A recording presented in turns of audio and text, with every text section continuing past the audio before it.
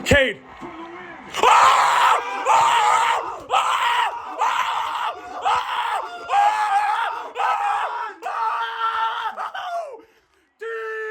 Detroit basketball! Oh my God! Live from the Dr. Jerry Henderson Radio Complex, it's time for Card Guys. And now, here's your host, Anthony Schulte. Good morning. Thank you, Michael, for the intro as always, and welcome to Card Guys Detroit Sports Talk, Season 4, Episode 17. Coming up today, the Pistons have eclipsed 40 wins on the season, doing so in walk-off and gritty fashion. Plus, the Wings lose another game as they fall farther back in the wild card standings. We also give an NCAA Tournament update, along with how our brackets are doing. I'm Anthony Schulte, and right next to me is Mr. Michael Rosenkranz. It's very weird having you intro Ryan, who is in the Dominican Republic, for those of you who don't know. But and Anthony, you mentioned this to me off air, it's the first time in this show's history that Ryan is not here. Very weird setting up for the show and prepping for the show with Ryan not in here. Every single time that I have, prepared for one of these shows, done one of these shows, Ryan has been here, and he is not here. So, Ryan, we do miss you. We hope you're having a good time and recovering from your slip that you had in the pool. But did you not know about that? Was that what his story post was about? Yes, he slipped running out of the pool to talk about the King. Oh my gosh, that's right. Yes. Yeah. So he is recovering from that. Yes, that was what that big old Band-Aid was for on his leg. Yeah. Oh gosh, Ryan, hope you're doing okay after that. We know you're nasty watching. Slip and fall. Ryan, we know you're watching. Can I just say though, folks, for those on the radio side, you can't see it. How about this man right here in this beautiful custom hockey sweater? Central Michigan alternate blacks from this past season. Last name, black and gold nameplate. It's just so clean. I gotta pick mine up. As soon as our guy Joe Grogan, shout out you, Joe. Shout out. I know you're watching. Delivered these to you. I said, oh my gosh, I gotta pick mine up. I'm lucky I finessed one of these. Yes. But yes. It's definitely a sharp-looking hockey sweater here. I'm happy I got mine. That's why I'm wearing it today. It's a little big, but you know what? Hey, hockey sweaters are supposed to be big. But we'll hear from Ryan a little bit later on in the program. All right, let's get into our 3 stars. I said let's hear from Ryan a little bit. Well, let's hear from Ryan right now. Ryan, take it away with your 3 stars. Thank you, Anthony. Ladies and gentlemen, I am live here in the beautiful city of Puerto Plata on the island of the Dominican Republic.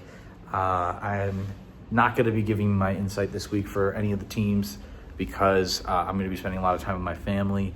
It's probably going to be one of the last vacations I take with my family, so I want to take in everything.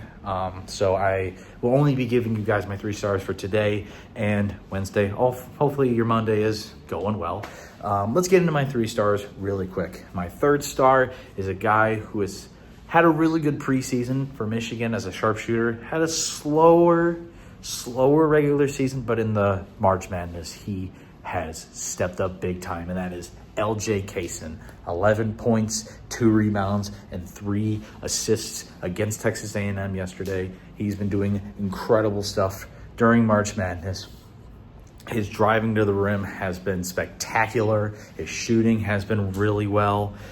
Just great stuff from LJ Kaysen. My 2nd star, I'm going with Tariq Skubal. On Friday against the Baltimore Orioles in spring training, 9 strikeouts, 1 earned run, 3 hits. Good stuff from our ace, Tariq Skubal. Pay the man, please. And my 1st star, I'm going with a guy who I just initially did not like at the beginning of the year, and I still don't really like him. But man, in March Madness, something about these terrible Michigan players. They are terrible in the regular season, but in March, they are really good. And this guy has stepped up big time for the Wolverines, and I'm so happy that he has. Roddy Gale Jr. 26 points, 4 rebounds, 1 assist, and 1 steal. Holy cow. Great production from Roddy Gale. His shooting has been phenomenal. Can't wait to see what they do against Auburn next week. But for now, those are my 3 stars. Back to you guys in the studio. All right, thank you, Ryan, for your stars. Michael, go ahead with your 3 stars. All right, my 3rd star, it was very tough for me to pick these in any particular order because both of these guys yesterday just came in clutch. I'm going to start with Walter Clayton Jr. from the Florida Gators.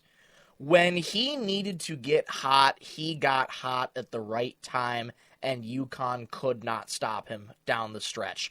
23 points and assists and 3 rebounds in 36 minutes, and he just came in clutch at the end of knocking off Dan Hurley's Huskies.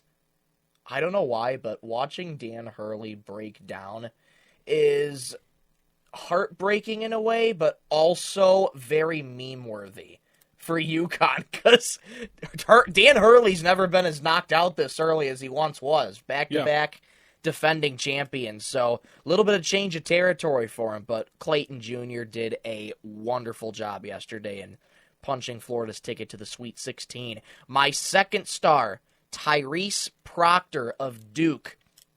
This guy went off yesterday like it was no tomorrow. I gotta find his official stats here because the points, rebounds, and assists don't do it justice.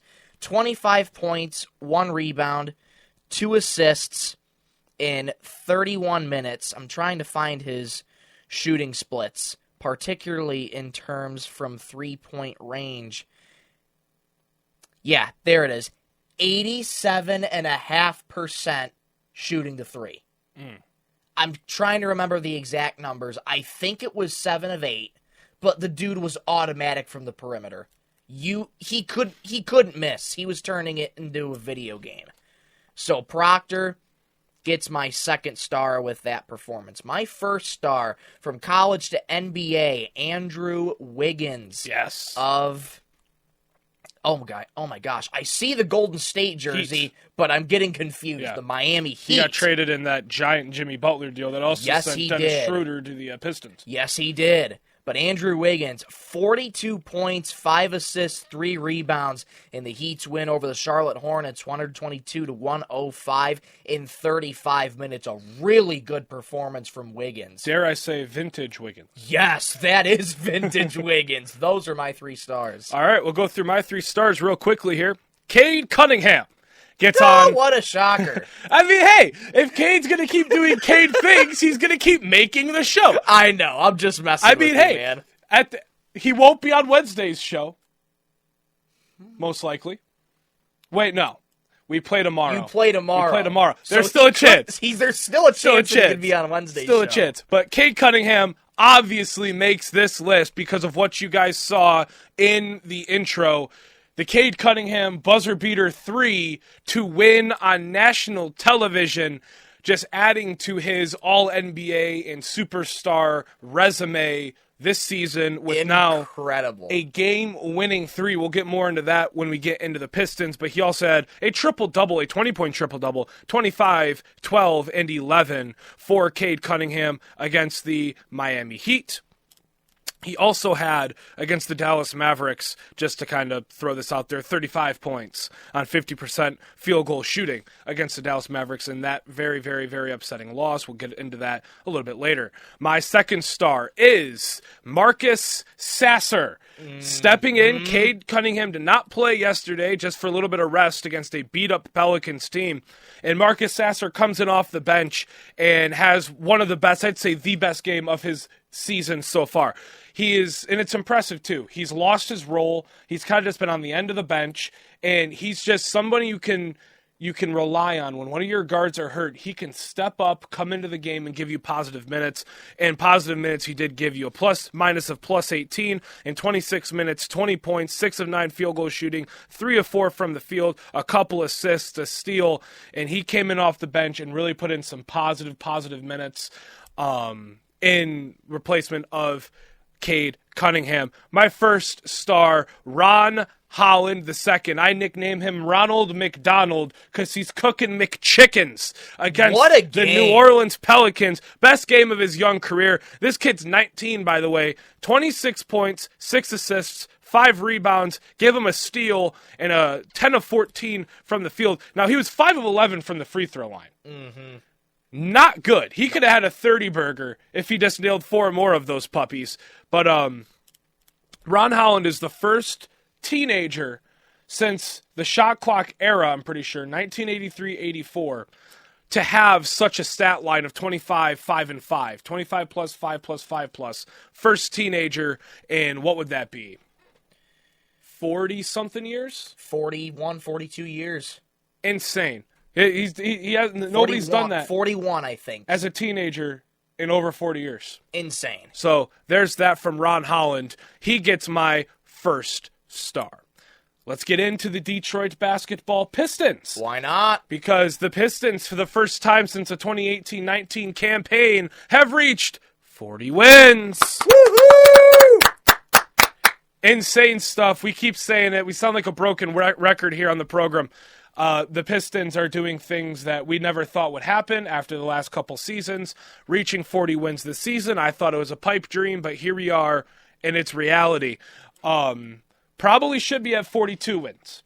Losses against the Wizards and on Friday the Mavericks. A lot has happened since we've been on the program last. Let's start off with the Heat game, the Miami Heat game. National television last Wednesday, directly after you watched the program, you watched the Pistons and the Heat, national TV, Mark Jones on the call, and they got flexed in, and Malika Andrews said pregame, the Pistons got to give us a reason. Why were you flexed into this game? Give us a reason why we should flex you into more games. And did we ever? We come out the gate stumbling. You know, the Pistons not really playing their best brand of basketball. You're playing from behind most of the game. But in that fourth quarter, you really step up. Cade Cunningham becomes that leader. And with 5 seconds left, you get a beautiful top-of-the-key arcing shot to go in off the backboard. Kind of reminds you, it's kind of like last season, in one of the worst seasons in NBA history. Bam Adebayo hits a game-winning shot from just about the logo over Cade Cunningham after Cade Cunningham makes a crucial end-of-game error, and we lose that game. I shed actual, real human tears after that game because I wanted to win that game so damn bad. Let's fast forward to this season.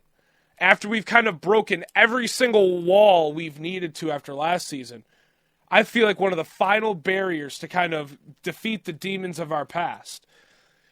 The same shot. Cade Cunningham gets it over Bam Adebayo and nails it. Flexes the Pistons. First thing he does, flexes the Pistons into the camera. What a shot, what a moment, and a huge win over the Miami Heat. That was their 9th straight loss. And a big loss for the Miami Heat at that. When I watched that shot go in, I mean, when he threw it up, it was kind of a desperation shot, I'd argue, because, I mean, there was just I didn't think it was going in. But That's such a tough shot. You look at it from a tough shot. From behind the behind the opposite side basket angle of that shot was insanity. Oh, yeah. It's hard to describe. Look it up yourselves, folks. I'm sure you've already seen it. That shot, the degree of difficulty, the angle, the amount of English you got to put on it. Did he call bank? I don't know. He could have. He said he whispered it. Just an incredible shot. It was a beautiful shot, and it further cements this Pistons team to be gritty. It cements them that they can win ugly games, and going forward, I mean, you just got to continue to claw, scratch, and fight your way towards these gritty wins. I have so much good to say about Cade Cunningham. Like, for those people who just may be box score watchers and all that, like, stay on that side. Mm-hmm. And I remember talking to you and Ryan about this long time ago on the show off the air. My dad has been asking me about Cade Cunningham. He loves Cade when he hears all about these performances that he's doing. It's like one of the only bright spots about this Pistons team. I won't marginalize the Pistons like that because they have a bunch going for them, but Cade is just single-handedly like undisputed NBA All-Star. I mean, it's just superstar player. It's great to have somebody like that in Detroit against this team. And, I mean, that win against the Heat was outstanding. And that is when it really came full circle, when Cade hit that game winner. Because Bam did it to Cade last year. Cade did it over Bam this year. So, I mean, it really, not only did he get his revenge, it came full circle. It did. And, you're talking about Cade Cunningham just captivating people. It's kind of funny because my girlfriend's never watched the Pistons until she met me. She's starting to watch the Pistons now. She's starting to learn it a little bit. And the one thing she's taken away is how good Cade Cunningham is. She calls him trick shots when he puts them up. It's great. She loves Cade, everything about Cade. Cade he plays such an ethical and good brand of basketball that even people that don't watch the Pistons, that don't watch basketball, are enjoying the way he plays. It's not like Shai Gilgeous-Alexander, who very immensely talented, right? Shai is immensely talented, but you can't watch him because he's going to the free throw line 20 times a game. He's a free throw merchant. And the refs give him a whistle. All these superstars with all this talent get an unbearable whistle, and it's very hard to watch them. Cade doesn't. No. Cade was the first player, I think, in NBA history with the 20-point triple-double and no free throws. I think that's what the stat read. I think it was. He doesn't. He's had one game, and one game this year, he's gotten like 20 free throws. Don't let that distract from the fact that he does not get calls. He still doesn't get calls. But the way he plays the game, his moves, the way he shoots the ball, the way he gets his shot in the mid-range, the way he gets the basket, his craftiness, his unselfishness, it captivates people even that don't watch basketball. And it helps them. It's a way for all the people to kind of start being like, you know what, I can watch the Pistons because they're a fun group, and Cade is a fun guy to watch. And for those of you who missed it, over the weekend, I guess if you want to call it, Anthony mentioning his girlfriend. That's what happened over the weekend, folks. That is something that has happened over the weekend. Something yes. There have been developments in the life of Anthony Schulte, but we digress on that. It was, as in the words of Adam Pearce, it's official. Anyways, let's move on past that. We go into Dallas. We lose against Dallas. We lost Tim Hardaway Jr. to an ankle injury. In Dallas. That hurts. That was terrible, especially in his homecoming to Dallas. But a tough game to lose against Dallas. Those are games you need to win. Just didn't have enough. Didn't take him seriously enough.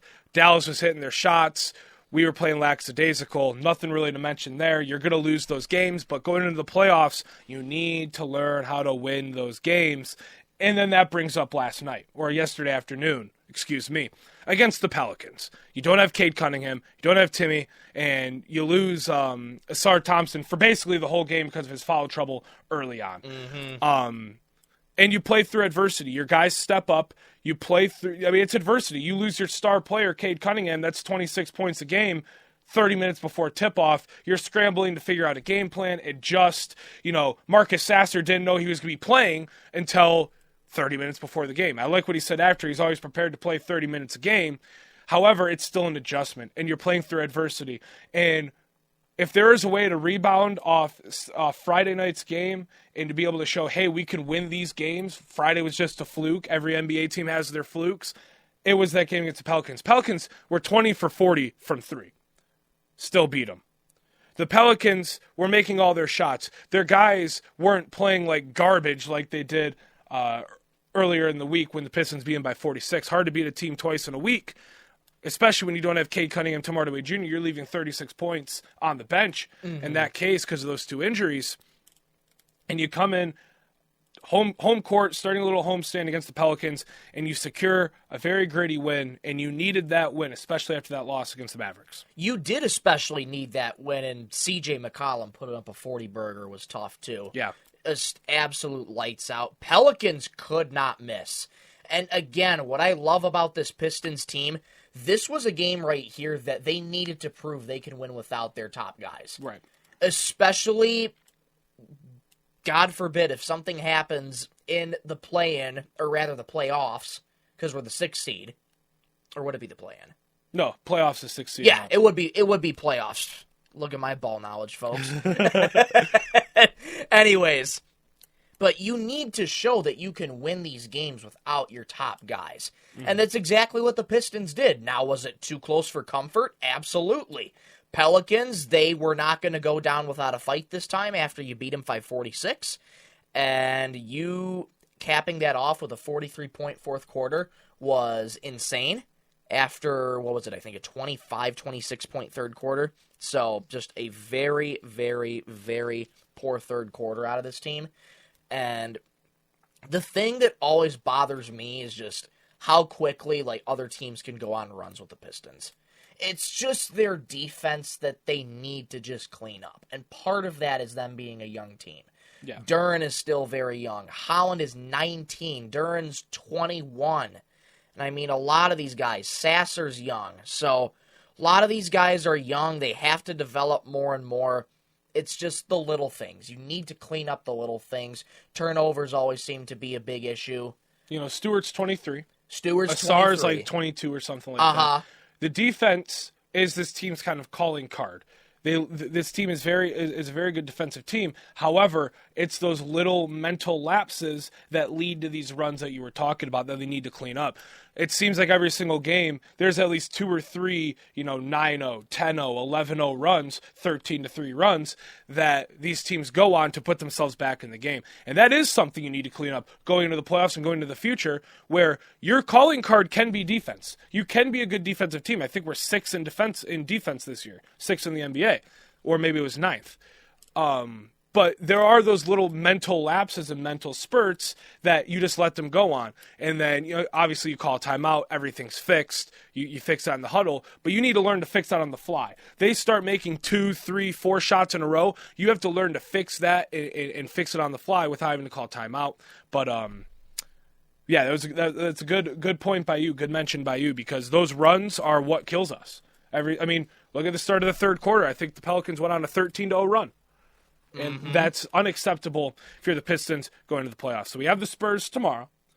San Antonio tomorrow coming into town. No Wembanyama, no De'Aaron Fox. Should be a win for the Detroit Pistons. You need to take care of business. You need to take care of business against the Spurs. Their 2 best guys are unfortunately injured. I mean, Wemby with the blood clot issue. Prayers up to Wemby. Fox with the pinky. And Fox with the pinky. Prayers up to Fox. Both really solid players. I've always been a huge fan of Victor Wembanyama. It's been tough seeing the NBA go by without him. Yeah. But before we move on, I know we're trying to move on, but I'll try and make this quick here. Yeah. Who would you like to see directing to another team? We talk about the New York Knicks. I think we mentioned them last week on the show. Yeah. Out of the Pacers, Pistons, or the Bucks, who do you think they'd most want to see in playoffs? The Knicks. The Knicks. I'm sure they'd most rather see the Pacers. I wouldn't think they would see the Bucks or the Pistons. I think they'd rather see the Pacers because if we're talking about who they'd rather play, because they want vengeance from last season, the Pacers beating them in that playoff series. I think out of the Pistons, the Bucks, and the Pacers pose less of a threat to the Knicks. The Pistons know how to play the Knicks. They know how to beat the Knicks. And the Pistons are a young and hungry team, and you don't want to play a young and hungry team in the playoffs. The Bucks are experienced. They have Giannis. They have Dame. They have a good all-around team, Kuzma, Gary Trent. So you don't want to play the Bucks either because the Bucks are an experienced playoff team. They know how to win, and you don't want to play Giannis when you have Cat guarding Giannis, and Cat isn't the best interior defender. So I would pick the Bucks if I was the Knicks. Now, who will they realistically play? The Detroit Pistons. Oh, yeah. I think that's realistically what will happen. I think that's what the Pistons would rather have, and I think that's just what's going to happen. It's going to be 6-3, Knicks versus Pistons. And I think the Pistons have a shot when it comes to that. I think they have a shot, but here's the thing that just worries me. The Knicks are a very experienced playoff team. Pistons haven't had playoff experience since, 2018-19. 2018-19, back when most of these kids were in high school and middle school. When Blake Griffin was on your team. And yes, these kids were in high school, junior high. It's crazy to think how far we've come. The lack of experience in playoff situations for the Pistons is what scares me. Now, I'm not saying they're going to lose. I want the Pistons to win. I'm born and raised in Michigan. I'm rooting for the Detroit teams all the way. The lack of experience is what scares me. And if anything, the Knicks could capitalize on that. But you still have a lot of time To finish out the rest of the season, you're now 40-32, so you've played 72 games. You have 10 remaining. You got to go out with a high note so that come playoff time, you are ready to go and just lock in on everything. And JB Bickerstaff is going to do that. He is. And I think you look at the Pacers last year, very inexperienced playoff team. They made it to the Eastern Conference Finals. Sometimes those inexperienced playoff teams can make it far. Sometimes they'll get held back. Look at the Magic last year. Look at the Pacers last year. You've got inexperience taking you a long way, inexperience taking you out in the first round. All right, let's get into the Red Wings. I unfortunately couldn't watch the Red Wings this weekend against the Golden Knights, but you, sir, you did. The Red Wings drop another one, and it's looking more and more bleak. When I realized it looked more and more bleak, Max Bultman, a beat writer I follow for the Red Wings, just to keep me in the loop with the Red Wings, just so I know what's going on. He even said it's getting bleak for the Red Wings, and that's when I knew. I was like, okay, now the optimism is starting to drain a little bit more. Look, there's still a shot. Look, I think you're 5 points behind of Montreal for that second wild card spot. There's still a lot of time. But there's still a lot of teams you got to leapfrog that have your number, that quite literally have your number. They have the advantage over you. They have the playoff seeding over you, and they have the tiebreaker over you. That's a huge hurdle to climb if you're Detroit, especially when you're prone. I'm just going to say it, you're prone to losing in March. You are. Last few seasons, and this season especially, it's showing. It's showing. You've got to string together some wins. Hell, put together some overtime losses. Start putting points on the board. That's what you got to do. You just got to start putting points on the board, keeping up with the rest of the playoff picture, because soon enough you're going to find yourself way too far back. And, coming from, before we went on spring break, the Red Wings were number 2, or they were number 1 in the wild card. They were sitting pretty up on top, and now they're down to 6 in the span of 2 to 3 weeks. That can't happen when you're going into March and you're going into the end of the season, because how many games are left for the NHL? 6 or 7? Right now, let's see. Red Wings have played, they're 32, 31, and 6, so doing some quick mental math, that's 69 games. So it is 13, I think. 13 games left. Wow. Didn't the NHL season start before the NBA season? Oh, yeah, they start in October. Yeah, see, regular season starts in October. That's weird, because the Pistons have less games left than the Red Wings. That is really interesting. That is interesting. I thought the Red Wings have less games left. There's still a chance. Look, there's still a huge opportunity for the Red Wings. It's not completely over yet, but the more games you lose and you don't salvage at least a point from, the more that window continues to close for the season, and you don't want it to close fully. You don't want it to get to that level. Very well said, Anthony. The window's closing, though. It's just getting, the clearance is just getting smaller and smaller and smaller and smaller. And I watched the game against Vegas, and they were on national TV, ESPN, so you got to watch them. Steve Levy on the call. I was thinking it was going to be Bob Wischusen, but I digress. But Steve Levy on the call, Vegas, Detroit. Red Wings strike first. I'm thinking, oh, this is surprising.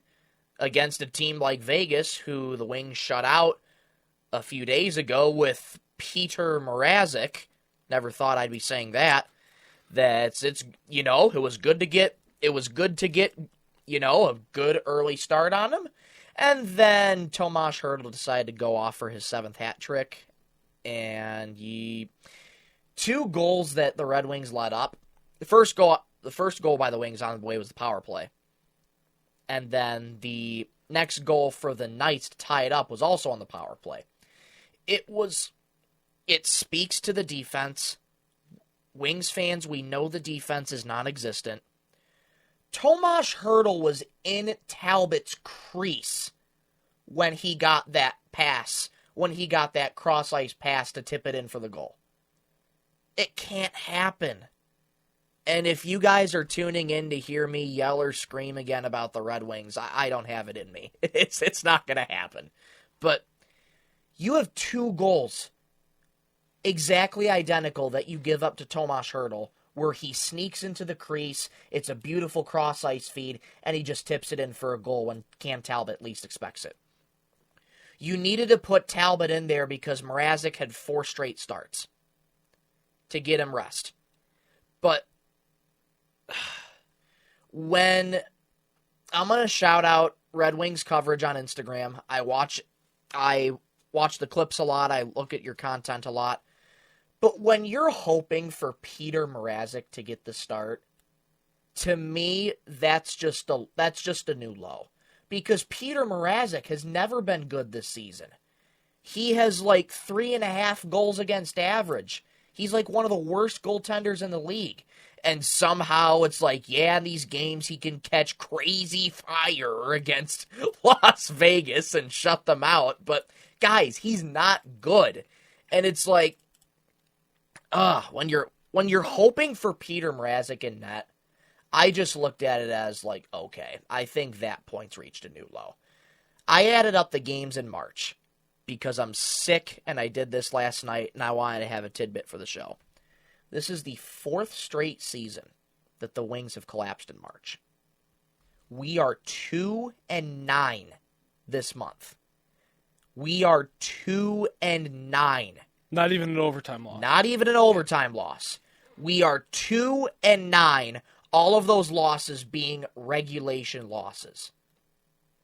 And you know what also made me more, solid about Todd McClellan and upset at this Red Wings team? Todd McClellan shot the team straight. In his post-game comments in the locker room, I listened to this late after the game. And he's absolutely right. He says, our power play has been good. Our penalty kill has not been good enough. We trade goals back to back.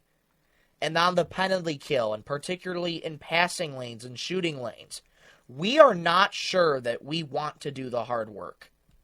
We ask ourselves, if you want to make playoffs, are you willing to do the hard work?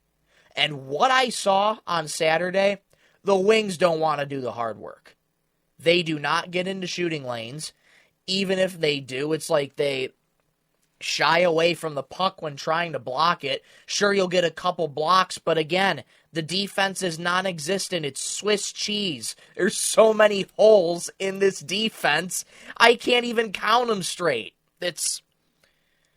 The Red Wings just look out of it.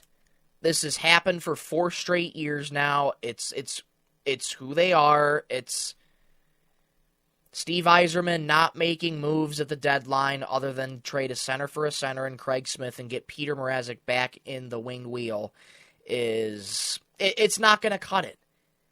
And again, we're not asking him to go all out. We are asking him to make moves that makes the team better. Now you have Utah tonight. Looking at those previous 3 games, Vegas, Utah, Colorado, if you're lucky, you're going to win tonight against Utah.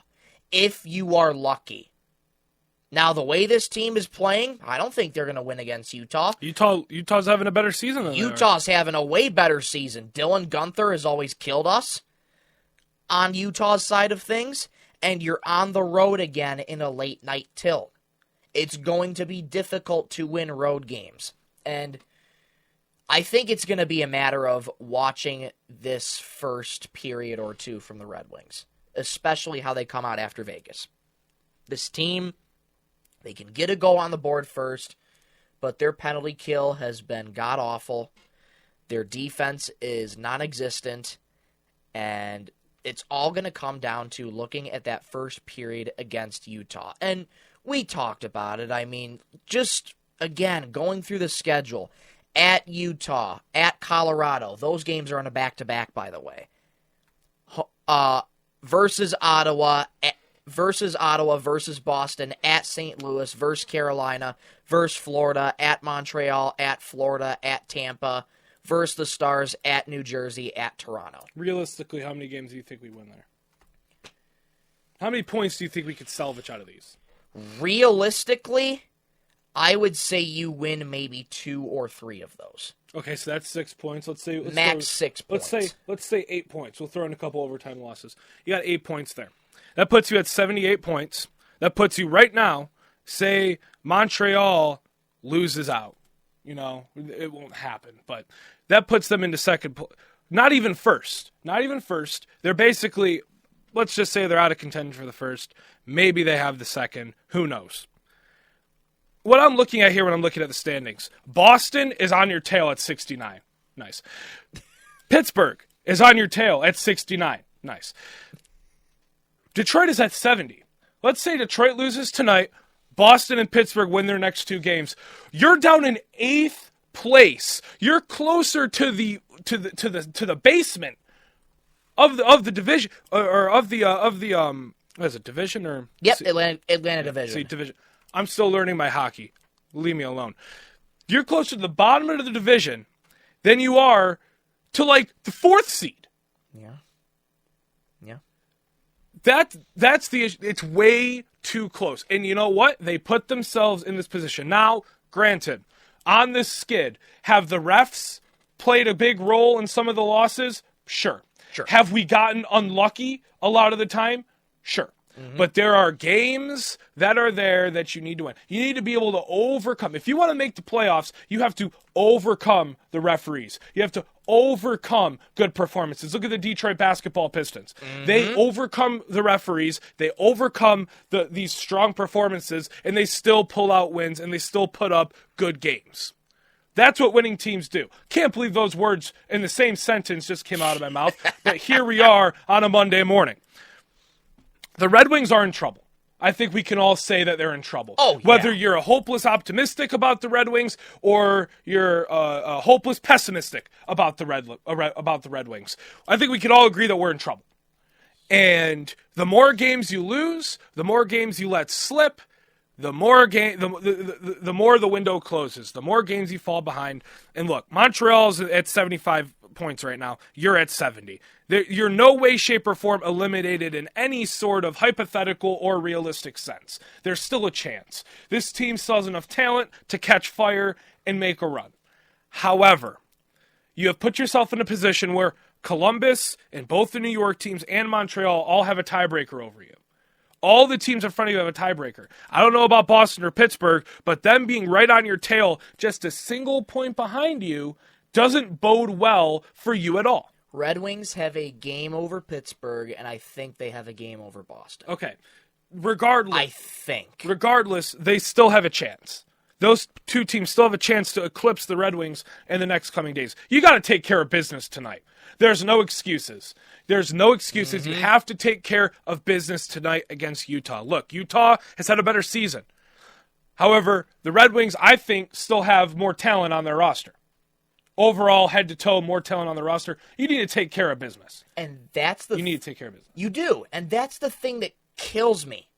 You have unbelievable talent. Dylan Larkin, who's the heartbeat of this team. Just watching him in the locker room yesterday, he's fed up. He's fed up. Uh-oh. Anthony is giving a very excited look. What happened? Class canceled. Again? Again! Bro! How many times will class get canceled? I'm just like, man, that is hype. Hey, let's go. Let's go. What a treat on a Monday morning, folks. What a treat. All right. Well, we're going to use that to segue into break. What a segue. So Utah and Detroit tonight. What is that time? 9 o'clock Eastern Standard Time on your television sets, assuming you can go to FanDuel Sports Network for that one. All right, coming up after the break, the NCAA Tournament is well underway as the round of 64 and 32 have commenced and the Sweet 16 are on the clock. We will give our thoughts and discussion on what has happened so far and what, as promised, has been a wild NCAA tournament. You're watching Card Guys Detroit Sports Talk. We'll be back right after this. Sports cards, signed jerseys, signed helmets, and more. Miller's Sports Cards and Collectibles is your one-stop shop for all things the hobby. Make sure to check them out down Mission Street in Mount Pleasant, right past Meyer. Miller's Sports Cards and Collectibles. Card Guys, Detroit Sports Talk. Join Michael Rosenkranz. Sports take precedence over academics. I agree, but Ryan Donnelly. Corbin Burns, who is their big-ticket J13 item. Scooble is with us. Scooble's our big-ticket Did J1. you just call Tarek Scooble James? And Anthony Schulte. I have an issue. You have. There is no break. It's a constant grind. It's an unbreakable cycle. Yeah, it's... As they navigate through the Detroit sports landscape. Live Mondays and Wednesdays at 7:30 a.m. on 101.1 The Beat in Mount Pleasant and at 11 a.m. on YouTube. Card Guys, Detroit Sports Talk. Welcome back, Card Guys, Detroit Sports Talk. Michael Rosenkranz and Anthony Schulte here with you on this Monday morning. A Monday after the NCAA Tournament, in which a lot of upsets have happened, a lot of brackets. I mean, all of the brackets have been busted. Yes, and they let's have. take a look at the Card Guys grouping here for the NCAA Tournament Challenge. And in first place is yours truly, Anthony Schulte. First place at 490 points. Second place, right on my tail, 480 is Michael. And then Ryan in last place at 450. So let's go through the bracket. There's been some crazy upsets. Let's start with McNeese. McNeese with the crazy upset over Clemson. Really got off, 31-13 first half? It was. For McNeese. Incredible upset there for McNeese. What other upsets we got here? Baylor over Mississippi State. Called it. Creighton over Louisville. I told you. Creighton over Louisville. What'd I say? Who did I pick for that one? Okay, I picked Creighton. Because I said, yes. I had a feeling down below that was like, you know what? Creighton's going to win this one. I saw that Creighton logo. I was like, Creighton's winning, and win they did. What other upsets we got here? We got New Mexico over Marquette. That screwed over my parlay. I had a parlay for $1 for 72, and the only thing that didn't hit was Marquette winning. So thanks, Marquette. I had New Mexico in the upset. Wow. Banned Marquette. Colorado State with actually that wasn't an upset over Memphis. Colorado State was favored to win. They were favored against Memphis because Memphis didn't have their star guard. Drake. I mean, everybody called Drake with an upset there. Arkansas over Kansas. I knew that was going to happen. And I didn't think of it at first, but now that it happened, you make such a great point. Like, dude, it's Bill Self. He chokes in the tournament like it's no tomorrow. Right. And then, you have Michigan barely beating UC San Diego, but then taking care of business against Texas A&M, especially with a really, really good end of that second half. Roddy Gale, as Ryan mentioned in his stars, having a hell of a Roddy Gale performance. legacy game? Yeah. Didn't expect. Holy smokes. Wasn't on my bingo card. Oh, no. Ole Miss absolutely annihilating Iowa State last night. Michigan State barely edging past New Mexico. Just kind of going through the bracket here a little bit more, looking for some upsets. Arkansas over St. John's in a convincing win. The 10 seed making it to the Sweet 16. Tennessee taking care of business. Illinois takes the loss to Kentucky. I thought Illinois was going to beat Kentucky. Kentucky's actually doing something in the tournament. They're doing good. Which is something I didn't expect after the last couple years. BYU, Wisconsin? Yep, BYU over Wisconsin. And I have a bone to pick with ESPN because I picked Duke over Wisconsin, but it didn't save my pick, so it still says Wisconsin over Duke in my Elite Eight. So Yikes. That's upsetting because Duke's probably going to make it far, but my champion is still alive in Florida. A lot of good games, a lot of buzzer beaters. Last night, actually, you had something to bring up. You mentioned this to me before we went on the air. With the buzzer beater last night between Colorado State, Maryland. Maryland, there it is.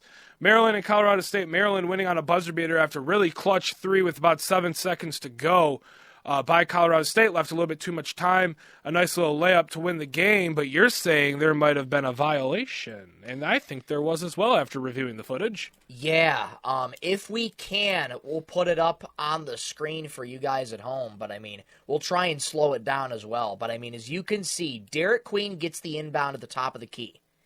He dribbles the ball a couple times, he's circling to his left, but then you see 1, 2, 3. He picked up the ball and went 1, 2, 3. That's a travel. Yeah. Derek Queen traveled, and in that moment, you don't want to ruin a moment. I get it. But with that violation that's so almost painstakingly obvious, it's tough to look past it. And I feel for Colorado State fans because you guys got utterly screwed on that one. Yeah, they did. And it was a heck of a shot by Derek Queen, but he traveled. It did look like a travel to me. It was a heck of a shot regardless. Very tough layup, tough finish there. But, I mean, it's something to notice. The refs let him play a little bit more in March Madness, especially when it comes down to, late game and late second plays. All right, so our Sweet 16 is set. You've got Auburn, you've got Michigan, Duke, Arizona, Ole Miss, Michigan State, BYU, Alabama, Florida, Maryland, Houston, Purdue. Oh, come on. Now it's starting not to work with me here. Come on. Uh-oh. There we go. Texas Tech, Arkansas, and then Kentucky, Tennessee. Are there any upsets that you see could happen here in this Sweet 16 heading into the Elite Eight? Oh, man. Well, this is a really, really good question, Anthony. There's always the potential for upsets. Oh, yeah. I would think, got Texas Tech, Arkansas. If Arkansas can continue to ride high, you just knocked off a number 2 seed who, quite frankly, I don't know why their coach decided to sit their best player in R.J. Lewis at the end of the game when it was very close, and then Arkansas wins by 9. That decision's going to haunt St. John's fans for the rest of their lives. And Arkansas, I don't want to say they got away with one, because, they played an incredible game. They played an incredible game over a number 2 seed. But they're riding high off of momentum. If Texas Tech gets off to a slow start, I think you can see Arkansas make a run. I really think you can see Arkansas make a run. Let me go to Florida, Maryland. If Maryland can continue to clutch it out and make shots when they need to, Florida looked vulnerable yesterday. For the most part, in that second half, they looked vulnerable. They couldn't make anything for a while, and then they turned on the Jets in the second half, and then they went off. That's the kind of thing. You got to limit Florida's perimeter shooting. Florida in transition is an unbelievable team. The amount of plays they make during transition play is amazing. They are such a fast team in transition. You got to be able to stop them. Now, here's the thing. Here's an upset that I'm probably going to get a whole bunch of slander over. Really? BYU, Alabama. I'm thinking Really? if you can limit Mark Sears in that offense, BYU has a chance. BYU, I think, has a chance if you can limit Mark Sears. Really? It's going to be tough because Alabama is a darn good team. But I think BYU could potentially make a run. They took down VCU, which, that wasn't really an upset. But you upset Wisconsin. You got John Tonje out of there, and that's big. John Tonje, who's averaging like 25, 30 points a game for Wisconsin. That dude can play. You are riding high the momentum off of Wisconsin. Now, it almost becomes, it's not necessarily the same mindset, but a similar mindset. You want to limit Mark Sears and that offense of Alabama because, they're a darn good scoring team. I think one to look at is Arkansas over Texas Tech. Because who has Texas Tech played? UNC Wilmington and Drake. You beat UNC Wilmington by 10, Drake by 13, right? Mm-hmm. Arkansas comes in, John Calipari. Tenured coach, a veteran. In this sense. He knows how to coach a team through these games. Texas Tech, they've beaten a 14 and 11 seed? Congrats. Arkansas is a way bigger test for them. I think Arkansas should be, or Texas Tech should be on upset watch against Arkansas. I'll throw you this too. Upset watch. Ole Miss versus Michigan State. Yes, I agree. 6 versus 2. I agree. Michigan State, as of right now, is entering the game favored by 3.5.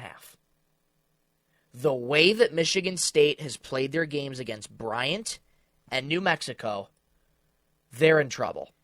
If they get off to starts like they had against Bryant and New Mexico last night, they're in trouble. Tom Izzo's in his 30th season. Veteran. Hall of Fame coach. Love the guy. He's incredible. He's the best that Michigan State's had and the best they'll ever have. He's notorious, though, in these big games for falling asleep. You go back years ago. He fell asleep against UConn. They stunned Michigan State. He fell asleep against Middle Tennessee State. They stunned Michigan State. And then, I can't remember the year, but he fell asleep against Jim Boeheim when he was still at Syracuse. Syracuse upset Michigan State. And that, I think, was a period of time when Michigan State had only won one Big Ten title in 6 years. And it was a period of like the second time in 3 years that Tom Izzo just had an early exit from March Madness. I'm not saying that that's going to happen again, but Michigan State, they better watch out for Ole Miss. And they had a tough go against New Mexico State. Or not New Mexico State, just New Mexico. They had a tough time against New Mexico, especially to start that game. And I want to see Michigan State in that Elite Eight. I really do. However, I think Ole Miss does. You bring up a great point. Ole Miss does have a chance if they can kind of take a page out of New Mexico's book, get off to a hot start, make Michigan State uncomfortable. They're a good ball club over there at Ole Miss. They are. And it's definitely for sure a chance if you bring up some great points. And New Mexico really took it to Michigan State because they made them turn the ball over like how many times Michigan does. Mm-hmm. So if you can get in Michigan State's head and make them and you can cause them turnovers and make them uncomfortable, Ole Miss has a real chance against Michigan State. So a lot of upsets still can brew. Even Michigan has a chance against Auburn. I'm biased. I would like to see Michigan over Auburn, but I'll just call it like it is. I mean, their first two games against UC San Diego and Texas A&M, for the most part, they did not play well. And I mentioned it to Ryan after the UC San Diego game. The way we just barely won that game by 3 points. We already used our mulligan at that point. You did not play well against UC San Diego, and for the beginning against Texas A&M, you did not play well against them. This is your biggest test this tournament. Of the season. No doubt. And theoretically, this is probably where I see Michigan's run ending, because Auburn is a darn good team. They're favored by 8.5 over Michigan. So it's going to be a tough test for Michigan. Take care of the rock. Mm-hmm. The amount of times I see Michigan turn the ball over is actually insane.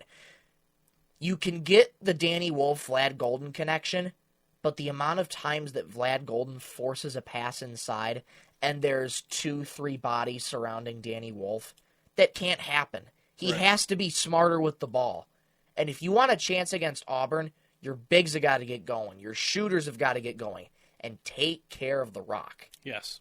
So, Elite 8, or Sweet 16, Elite 8, that's all commencing next weekend. So that's going to be a very fun time. We get a little bit of a break from the madness. Yes, we do. But it's going to resume next weekend. All right, well, that's all we have for today's show. Thank you for tuning in to Card Guys, Season 4, Episode 17 on 101.1 The Beat and YouTube. Tune in Wednesday as we have our Tigers season preview just a day before opening night on prime time on ESPN in L.A. For my good buddy, Michael Rosenkranz, and from the Dominican Republic, Ryan Donnelly, I'm Anthony Schulte saying, so long, everybody. Love you, Mom and Dad. Can't wait to see you guys Thursday morning. If you smell!